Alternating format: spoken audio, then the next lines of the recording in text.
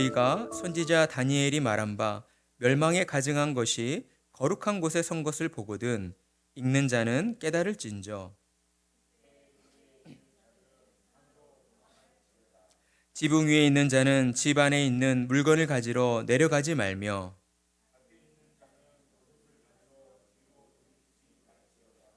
그날에는 아이 벤 자들과 젖 먹이는 자들에게 화가 있으리로다.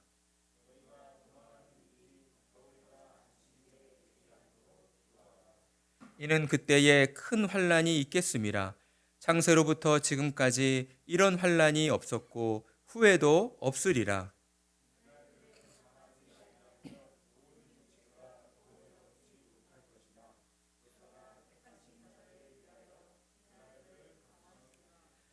그때에 사람이 너희에게 말하되 보라 그리스도가 여기 있다 혹은 저기 있다 하여도 믿지 말라.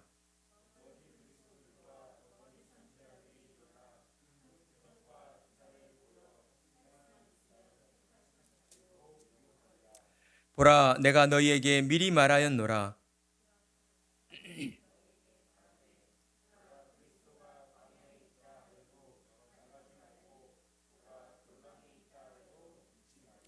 번개가 동편에서 나서 서편까지 번쩍임 같이 인자의 임함도 그러하리라. 주검이 있는 곳에는 독수리들이 모일 것이니라. 아멘. 하나님의 구속의 역사를 성취하려고 십자가를 향해 나아가시는 예수님께서는 홀로 남겨지게 될 제자들을 바라보고 계셨습니다. 예수님이 사랑하시는 제자들이 예수님께서 떠나신 후에 실족하지는 않을까 걱정하시고 염려하셨던 것이죠. 그래서 예수님께서는 제자들의 그 믿음을 붙잡아 주시기 위해서 장차 그들에게 닥칠 재난이 있을 것이다 라고 하는 그 재난의 징조들에 대해 말씀해 주셨습니다. 예수님께서 말씀해 주신 재난의 징조들은 점점 확대되어져 가는 그런 양상을 띠고 있었는데 그것은 예수님께서 바라보시는 그 미래의 세상이 점점 더 악을 향하여 전진해 가고 있었기 때문이었습니다. 우리가 지난 주일에 함께 들었던 예수님이 말씀하신 재난의 징조들 무엇이 있었습니까? 첫 번째 단계로 4절에서 8절 말씀은 외적인 환란이 일어날 것이다 라고 하는 이러한 외적인 환란에 대한 징조였습니다.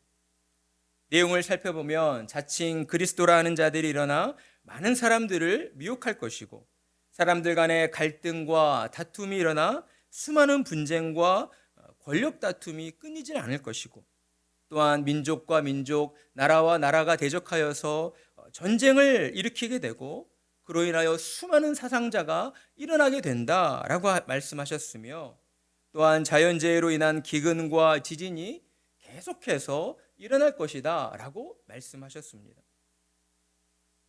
그런데 예수님께서는 또한 이 모든 외적인 환란으로서 모든 재난이 끝이 나는 것이 아니라 도리어 이것으로서 재난이 시작될 것이다 라고 말씀을 하신 것이죠. 그러면서 이어 두 번째 단계의 재난으로 9절에서 14절로 이제 교회 안에서 일어나게 되는 그러한 내적 환란에 대하여 우리에게 말씀해 주셨습니다. 어떠한 환란이 교회에게 주어지게 됩니까? 교회는 예수님을 믿는다는 이유만으로 세상으로부터 미움을 받게 되고 아무 이유 없이 아무런 잘못을 하지 않았는데도 세상이 교회를 잡아 또한 가두고 핍박하게 될 것이다 라고 예언하셨습니다. 수많은 신자들이 실족하여 배교하게 될 것이고 거짓 선지자들이 교회로 들어와서 또한 수많은 신자들을 미혹하여 넘어지게 만든다 라고 말씀하셨어요. 그로 인하여 교회는 점점 세속화되어 가고 거룩의 빚을 잃어버리고 불법이 성행하는 서로 사랑하는 주님의 말씀이 무색할 정도로 사랑이 식어져 버린 그렇게 생명력을 잃어버린 교회로 전락하게 될 것이다 라고 말씀하셨습니다. 여러분, 오늘날 우리가 살아가는 이 땅의 교회의 모습은 어떠합니까? 예수님의 이러한 말씀에 비춰볼 때에 현 시대의 교회는 괜찮다고 우리가 말할 수가 있겠습니까? 교회의 거룩함을 유지한 채 세상의 빛과 소금으로서의 역할을 잘 감당해내고 있느냐, 이 말입니다. 저는 안타깝게도 오늘날 많은 교회들이 그러지 못하고 있다라고 말씀드리고 싶습니다. 많은 교회들이 세속화되어서 거룩함을 잃어버린 채 세상을 향한 빛과 소금의 사명을 온전히 감당하지 못하고 있다라고 말씀드릴 수밖에 없다라고 하는 것이죠. 그런데 여러분, 이러한 모습들이 우리의 교회의 전부의 모습이라고 한다면 결코 우리는 더 이상 희망을 찾아볼 수가 없을 것입니다. 그러나 주님께서는 우리에게 그러한 암울한 시대 가운데에서도 하나님의 뜻 가운데에 온전히 쓰임받는 교회가 있다라고 우리에게 말씀해 주셨다라고 하는 것이죠. 그러니 교회가 처한 암울한 이러한 상황들로 인하여 너희는 결코 좌절하여 넘어져 있어서는 안 된다라고 말씀하셨습니다. 왜냐하면 교회가 처한 이 모든 고난과 재난들 또한 하나님의 주권과 하나님의 섭리 가운데에 우리에게 주어지는 일들이기 때문이다라는 것이죠. 그래서 예수님은 제자들에게 그 수많은 재난과 환난 가운데에서도 너희는 이 사실을 분명히 붙잡아야 한다라고 하시며 약속의 말씀을, 희망의 말씀을 제자들에게 들려주셨습니다. 그 말씀은 13절의 말씀이었는데요. 우리 함께 찾아서 읽어볼까요? 13절의 말씀 시작. 그러나 끝까지 견디는 자는 구원을 얻으리라. 아멘. 그렇습니다. 사람의 눈으로 세상을 바라볼 때에는 악이 세상을 지배하여 모든 교회가 희망이 없는 것처럼 무너져 버린 것처럼 보일지도 모릅니다.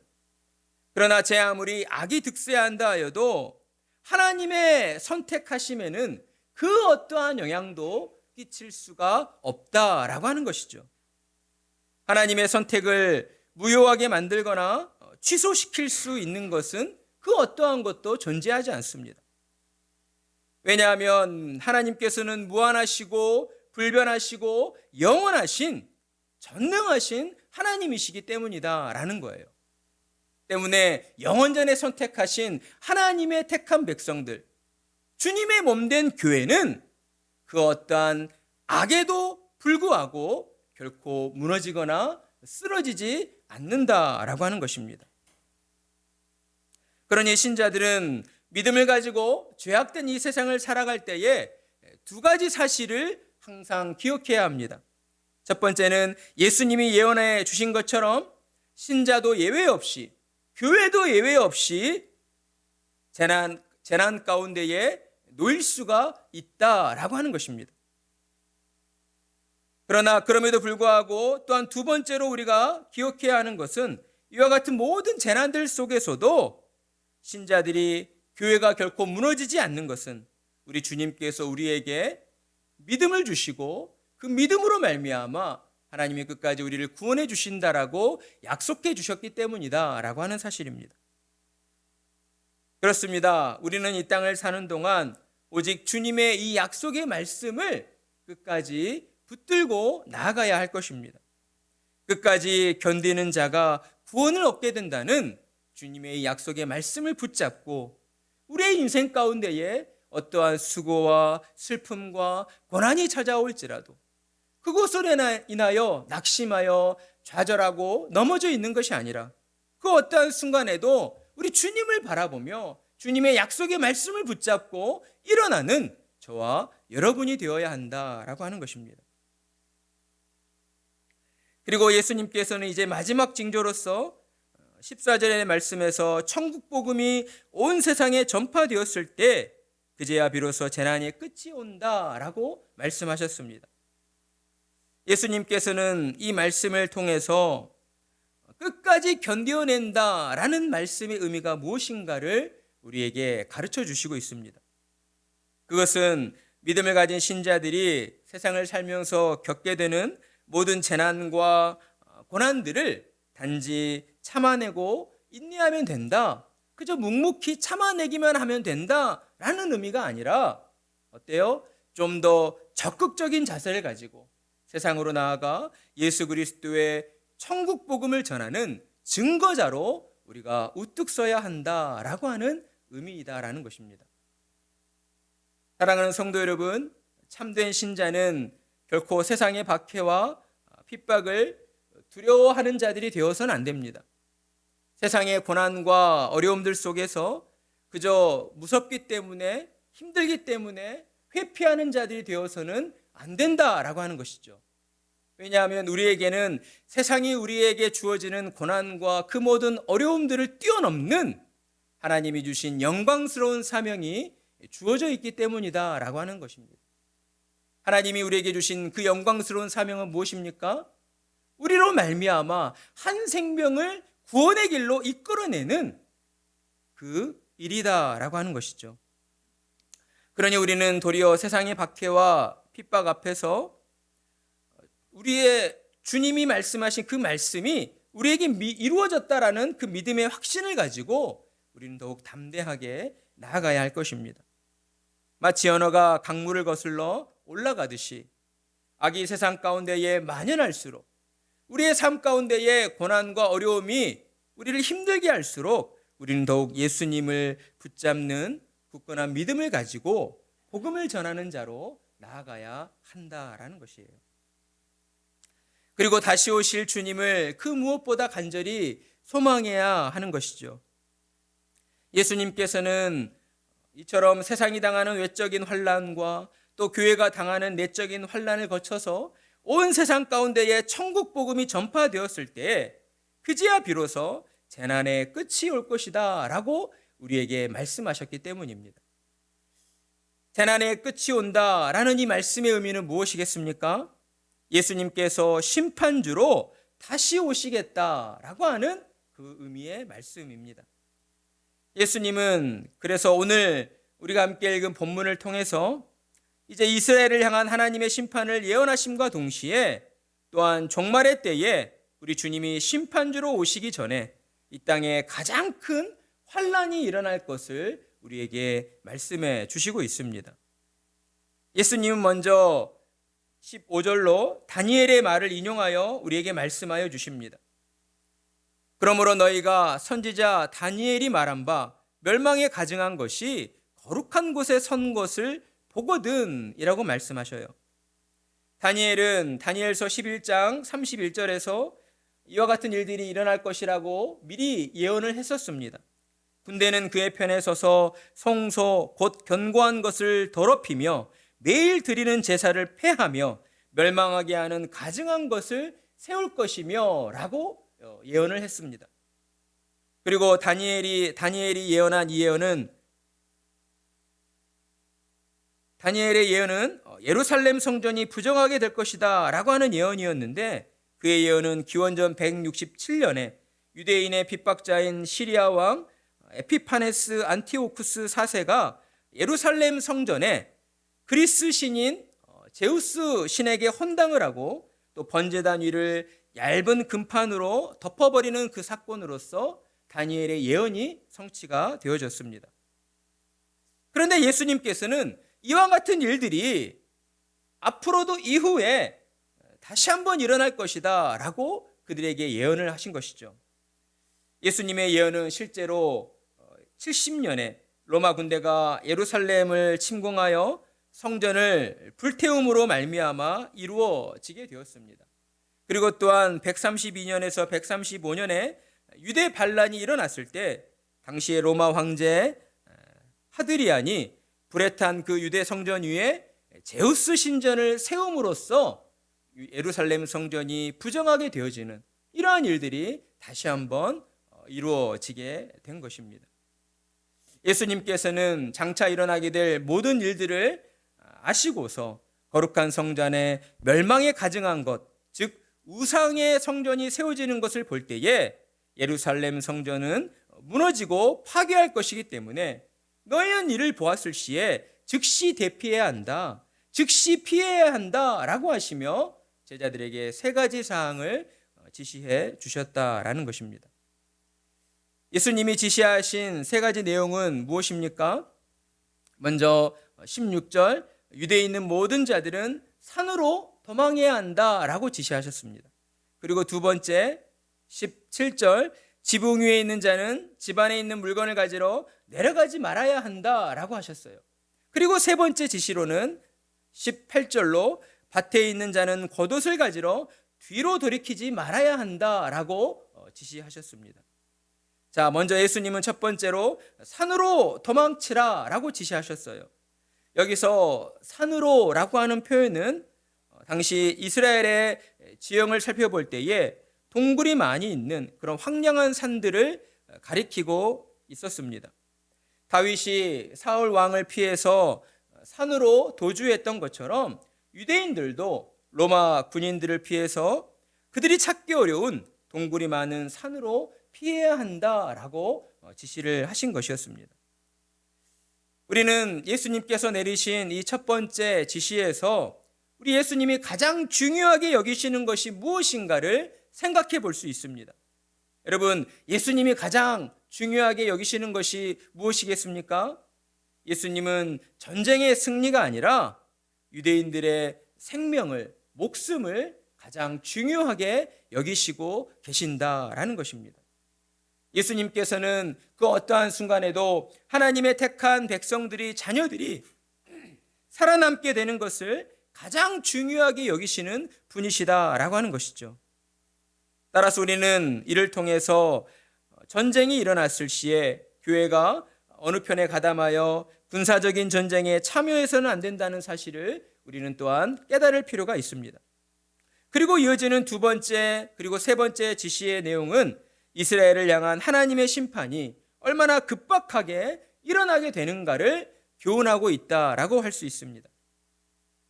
17절의 말씀을 보게 되면 전쟁이 일어났을 시에 살기 위해서, 그러니까 목숨을 부지하기 위해서 이제 지붕 위로 올라가 피신을 했을 것입니다. 그런데 어때요? 지붕 위로 올라가 목숨을 피신했는데 그 순간 집에다 두고 온 그러한 귀중품이 생각난 것이죠.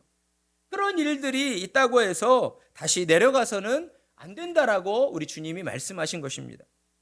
목숨이 그 어떠한 귀금속보다, 그 어떠한 금은 보화보다 소중하지 않다는 것을 예수님께서 다시 한번 강조하여 말씀해 주시고 있는 것이죠.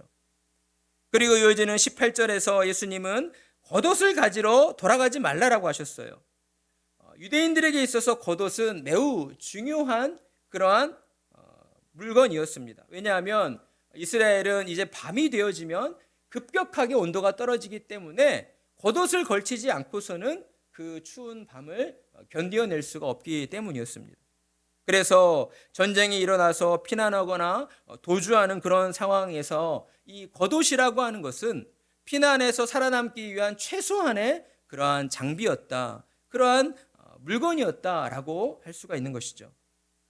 그런데 예수님께서 겉옷을 가지러 가지 말라고 하셨다라고 하는 것은 하나님의 심판이 임하시는 그 상황이 그만큼 긴박하고 급박하다는 것을 그들에게 말씀해 주고 있는 것입니다.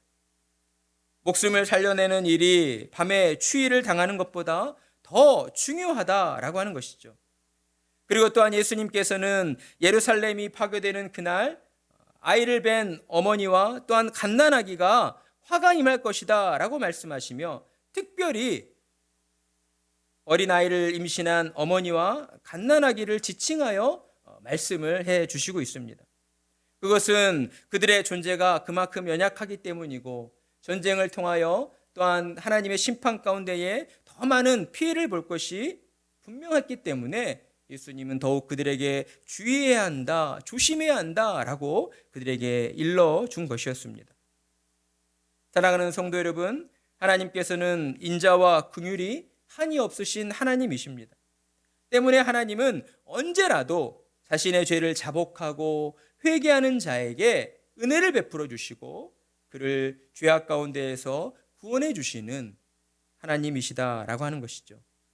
그러나 끝까지 회개하지 않는 자에게는 반드시 하나님의 심판이 임하게 된다라고 하는 것을 우리는 또한 분명히 깨닫고 있어야 할 것입니다.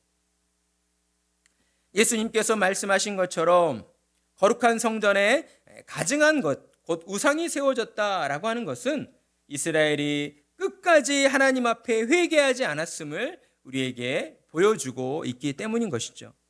그렇기 때문에 이스라엘을 향한 하나님의 진노와 심판은 돌이킬 수 있는 내용이 아니었습니다. 구약시대 소돔과 고모라가 의인 10명을 찾지 못해 하나님의 심판으로 멸망을 당했던 것처럼 이스라엘도 하나님 앞에 회개하지 않음으로 말미암아 하나님의 뜻을 끝까지 거스르고 거역함으로 말미암아 그들은 마침내 하나님께 심판받아 멸망을 당하게 된다는 것이었습니다. 그런데 그러함에도 불구하고 우리 예수님께서는 한 명이라도 더 살리시기를 원하셨다라는 거예요. 더 많은 유대인들이 살아남아서 자신의 죄를 회개하고 하나님 앞에 나와 구원받기를 원하셨다라는 것이죠. 그래서 예수님께서는 그들에게 이렇게 간곡한 말로 너희에게 재난의 징조가 임할 것이다 라고 말씀을 하고 있다라는 것입니다. 또한 예수님께서는 예루살렘이 파괴되어지는 그 전쟁이 겨울이나 안식일이 되지 않도록 기도해야 한다라고 말씀하셨습니다. 왜냐하면 겨울이 되면 눈이 올 수가 있고 또 유대의 그 산간 지방이 매우 추워지기 때문에 산으로 피한다 할지라도 생존하여 살아남기가 어렵기 때문이었습니다. 그리고 또한 안식일을 피해야 하는 이유는 무엇이겠습니까? 안식일에는 유대인들이 이제 예루살렘 성전으로 많은 유대인들이 왕래를 하기 때문에 그때에 로마의 군대가 쳐들어오게 되면 더 많은 사상자가 일어날 것은 불보듯 뻔하기 때문이었다라고 하는 것이죠.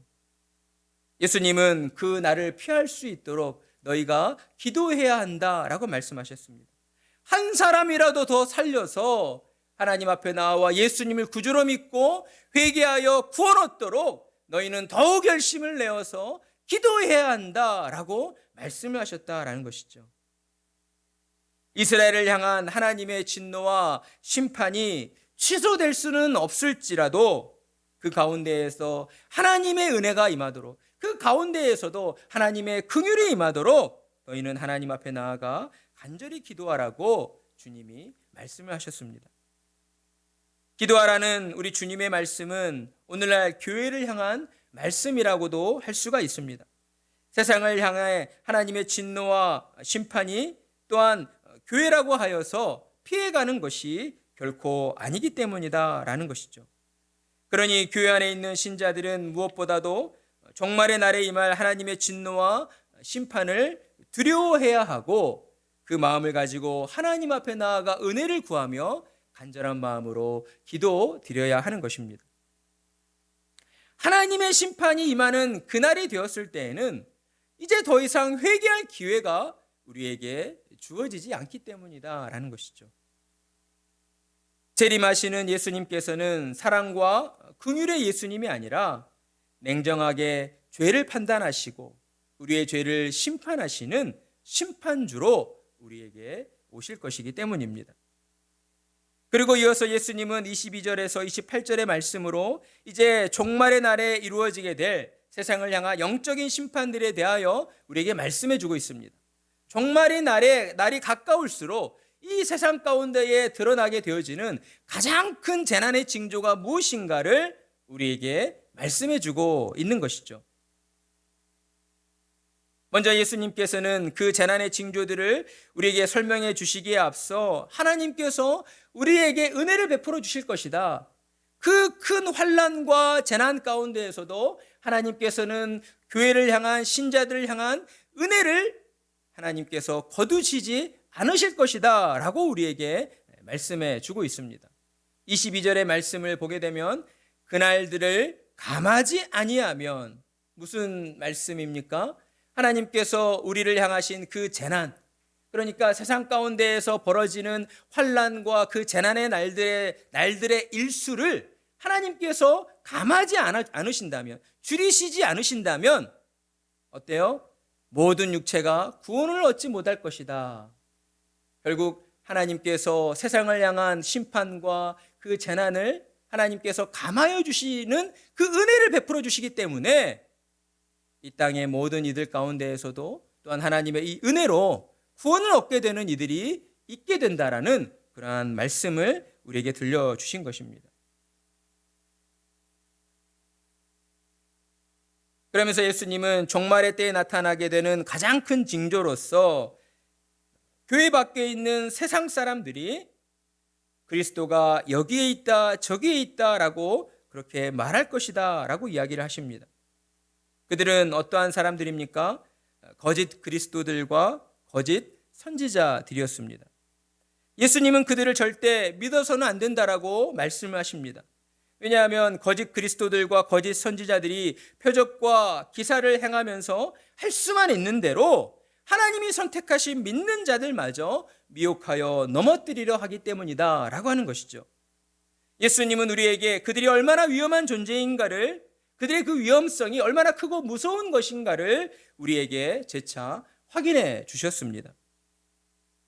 사랑하는 성도 여러분, 연약한 육신을 가지고 세상을 살다 보면 삶의 고난과 어려움들 속에서 우리도 때로 내게 어떤 기적이 이루어지기를, 내가 바라고 원하는 일들이 정말 어떤 하나님의 은혜 가운데에 무조건 이루어지기를 간절히 바라고 소망하게 될 때가 있습니다. 그러나 이러한 일들은 곧 거짓 그리스도들과 거짓 선지자들이 우리의 그 연약함을 또한 이용하는 그러한 악한 의도에서 비롯되었다라고 하는 것이죠. 거짓된 자들이 보여주는 표적과 기적들로 인해서 우리는 잠시나마 우리 마음의 어떠한 기쁨과 또 희망을 누려볼 수가 있습니다. 그러나 분명한 것은 그들이 보여주는 표적과 기적들로는 우리의 영혼이 구원을 얻을 수가 없다라고 하는 것입니다. 오직 예수님만이 우리의 영혼을 구원하실 수 있습니다. 그러니 신자와 교회는 오직 예수님만을 믿고 따르는 자들이 되어야 하는 것이죠. 사람들이 존경하고 사람들이 좋아하는 인기 있는 어떠한 유명한 목사를 따르는 것이 아니라 오직 예수 그리스도만을 믿고 따르는 저와 여러분이 되어야 한다라고 하는 거예요.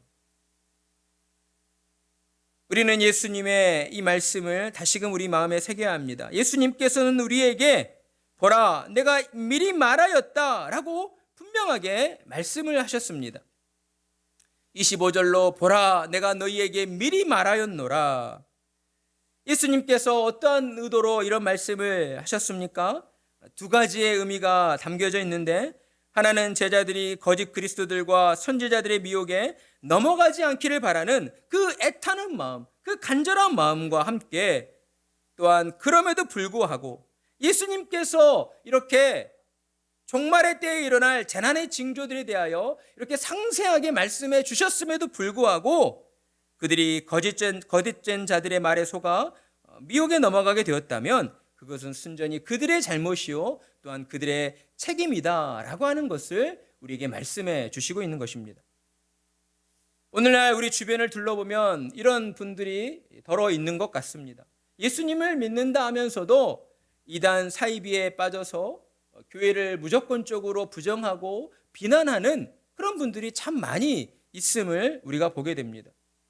열심으로 교회를 다녔으나 또 세상의 풍파와 여러 가지 시련으로 인해서 마음이 흔들려서 나를 믿으면 형통케 된다는 이 거짓말에 속아 넘어간 분들이 너무나 많이 있다라고 하는 것이죠. 그러니 우리는 주님의 마음을 품고 그런 분들을 위하여 또한 간절히 기도해야 합니다. 하나님의 택하신 자녀들이 거짓된 미혹에 속아 넘어가 잘못된 길로 들어서 있다면 그들의 영혼이 다시 하나님 앞으로 돌아오도록 그들의 영혼을 위하여 하나님께 은혜를 구하며 기도드려야 한다라고 하는 것입니다. 예수님께서도 이단 사이비의 거짓말에 속아 넘어간 분들을 안타까운 마음으로 바라보고 계시기 때문인 것입니다. 그렇게 예수님은 그들이 자신의 잘못을 회개하고 돌아오기를 원하십니다. 그러나 끝까지 회개하지 않고 자신의 잘못을 뉘우치지 않는다면, 이단 사이비에 빠져서 나오지 못한다면 하나님은 거짓에 속아 넘어간 그들의 어리석음을 죄로 물으실 것이고 그들의 죄로 말미암아 하나님 앞에 심판을 받게 될 것입니다. 그러니 사랑하는 성도 여러분, 종말의 때를 살아가는 저와 여러분은 무엇보다도 영적으로 깨어 있어야 하고 이를 위하여 간절히 기도해야 할 것입니다. 오직 예수 그리스도만을 믿고 주님의 말씀에 순종하며 살아가기 위해서 우리는 더욱 주님 앞에 나와 기도드려야 한다라고 하는 것입니다. 여러분, 오늘날 세상을 돌아보면 어떻습니까? 삶이 편해지면 편해질수록 사람들의 마음을 미혹하고 유혹하는 것들이 더 많아지는 그러한 시대를 우리가 살아가고 있습니다. 그러다 보니 풍요 속의 빈곤이라는 말처럼 세상은 점점 살기 좋아지는데 사람들의 마음과 정신은 점점 더 피폐해지고 점점 더 어려워져만 가고 있다라고 하는 것이죠.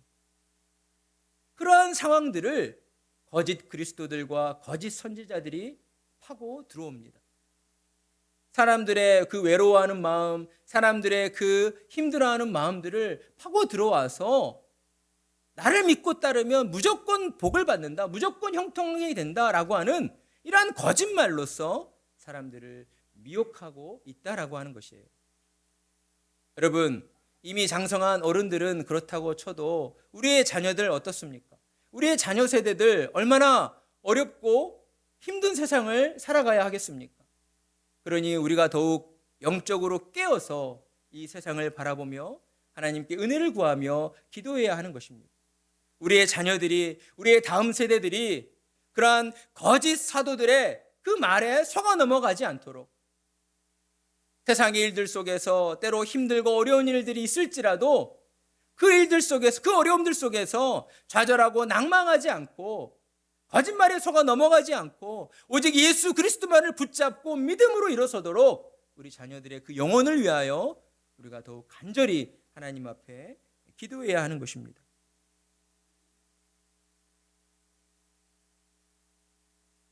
세상 사람들은 교회를 향하여, 세상을 향하여 그리스도가 광야에 있다, 골방에 있다라고 이야기를 합니다. 오늘날 특별히 요즘에 이슈가 되고 있는 나는 신이다라고 하는 다큐멘터리를 보게 되면 내가 그리스도다라고 이렇게 주장하는 사람들이 너무나 넘쳐나고 있지 않습니까?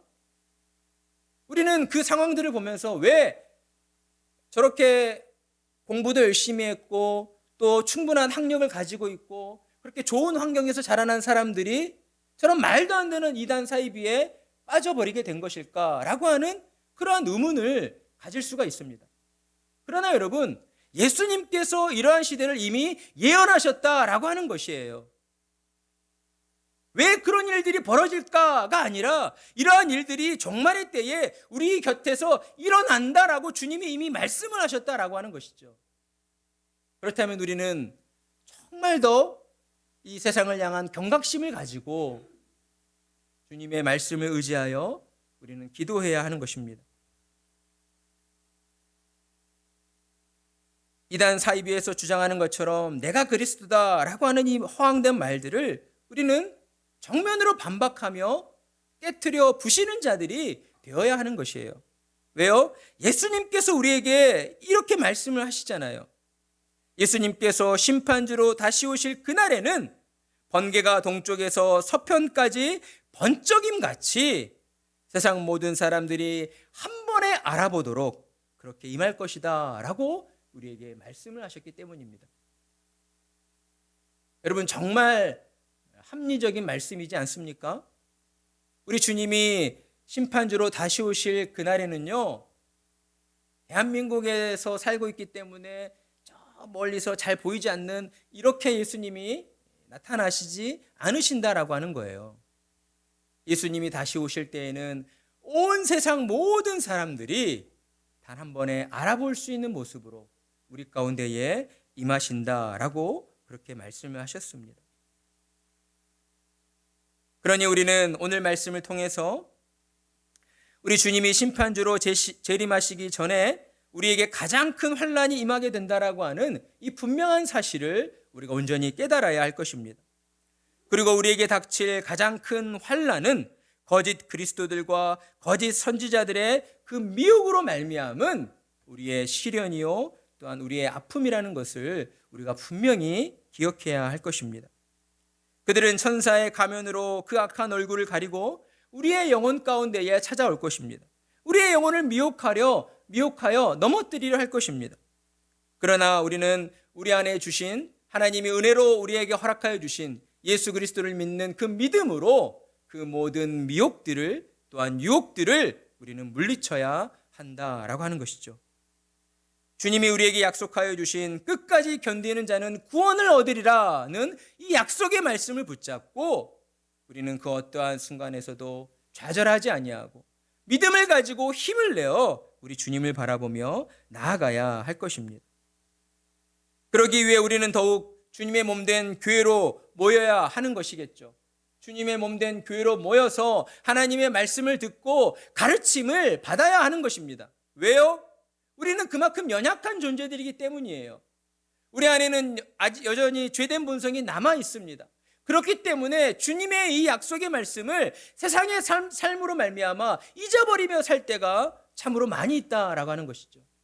그러니 우리는 더욱 주님의 몸된 교회로 열심을 내어 모여야 하고 주님의 교회로 모여서 하나님의 말씀을 듣고 가르침을 받음으로 말미암아 우리의 영혼이, 우리의 믿음이 더욱 주님을 닮은 성숙한 모습으로 성장해 가야 하는 것입니다.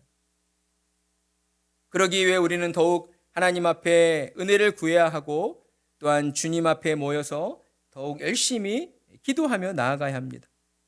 주님이 우리에게 약속하여 주신 이 약속의 말씀, 끝까지 견디는 자는 구원을 얻으리라는 이 약속의 말씀을 붙잡고 우리가 함께 기도하며 나아갈 때에 우리의 모든 삶은 주님이 동행하여 주시는 하나님의 영광을 드러내는 그러한 복된 삶이 되어질 줄로 믿습니다. 하나님의 은혜가 저와 여러분 가운데에 충만하기를 간절한 마음으로 축복합니다.